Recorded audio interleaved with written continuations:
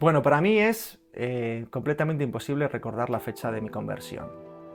Y probablemente algunos de los que me escucháis sabréis bien a lo que me refiero, porque cuando uno ha nacido en un hogar cristiano, pues a veces cuesta trabajo ponerle fecha a ese momento en concreto.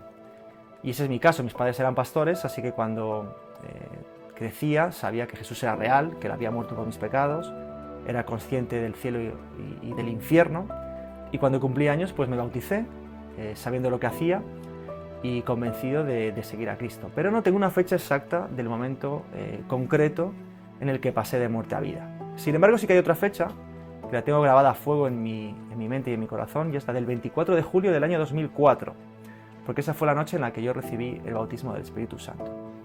Estaba en un encuentro nacional de jóvenes de las Asambleas de Dios, un evento sencillo, sin las comodidades que hoy en día puede tener un evento evangélico. De hecho, dormíamos en el suelo los chicos, en sacos de dormir todos juntos, en un pabellón que además estaba a kilómetros de distancia del lugar donde se celebraban las reuniones y al que nos tocaba ir a pie.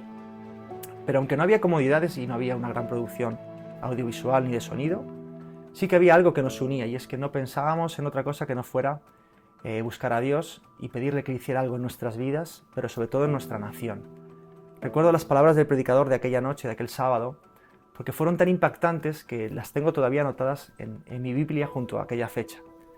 El nombre de aquel evento era La Generación del Cambio, y algunos ya sabréis que, bueno, estoy hablando de Mollet del año 2004. Y fue allí, en ese evento, en un corro abrazado a otros jóvenes que hasta días antes para mí eran desconocidos, juntos clamando por España, fue donde sentí a la perfección que Dios me llenaba con su espíritu. Y fue donde experimenté lo que era hablar en nuevas lenguas. Fue donde algo cambió dentro de mí de una manera que no he podido olvidar. Sentí una urgencia nueva, una especie de despertar interior que me hizo empezar a mirar a las personas que no conocían a Jesús de otra manera. De hecho, recuerdo perfectamente ese camino de vuelta al pabellón donde dormíamos. Recuerdo alejarme un poco del grupo y empezar a mirar a la gente con un deseo profundo y nuevo en mí de hablarles de Jesús, de decirles que el Evangelio era real, que Dios no era una teoría, y que ese Jesús que muchos pues conocían solamente de nombre, pues efectivamente podía cambiar sus vidas. Para mí aquella noche supuso un cambio total de paradigma en mi cabeza. Y desde ese momento mi fe dejó de ser algo heredado, algo que había escuchado, algo que mis padres me habían transmitido, para convertirse en algo propio, en algo mío. Y empecé a vivir mi vida cristiana pues de una manera totalmente distinta. Hasta ese momento, como os decía, yo había crecido escuchando pues historias de milagros y de cosas que Dios hacía. Lo había leído en la Biblia, me lo habían contado muchas veces, y por supuesto pues a cierto nivel lo creía. Pero fue a partir de aquella noche cuando algo cambió por completo en mi interior, y empecé a tener la convicción de que todo lo que había leído y me habían contado no pertenecía al pasado, sino que seguía siendo real y que Dios seguía siendo el mismo. Y todo aquello pues dejó de parecerme algo ajeno, algo de mis padres, para convertirse en algo cercano, posible y propio. Y lo bonito es que esa experiencia pues no se quedó únicamente en aquella noche. Desde aquel momento yo supe siempre que algo había cambiado para siempre en mi interior. No había sido una emoción, ni había sido solamente una anécdota o una experiencia. Había sido una convicción nueva, una llama interior que ya no se podía apagar. Después, como es normal, pues vinieron años de cambios, de dificultades, de desafíos, de estudios, de trabajo.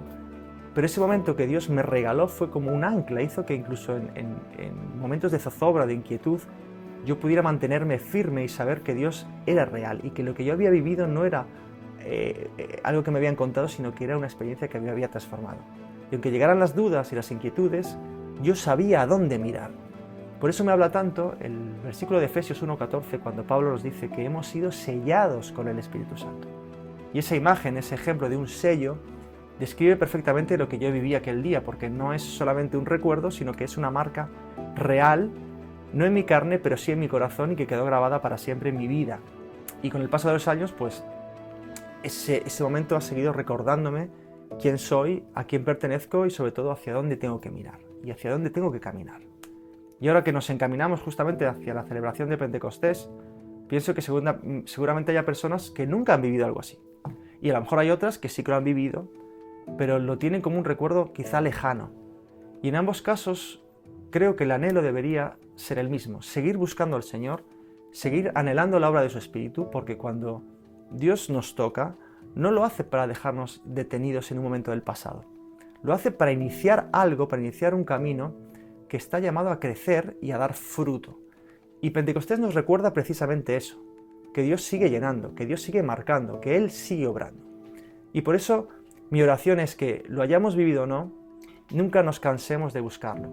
Nunca dejemos de anhelar que Dios quiera hacer en nosotros algo nuevo, que Él lo pueda hacer por medio de su Espíritu Santo y que aquello que Él un día comenzó en nuestra vida siga ardiendo, siga creciendo y pueda dar el fruto para el que Él nos ha llamado.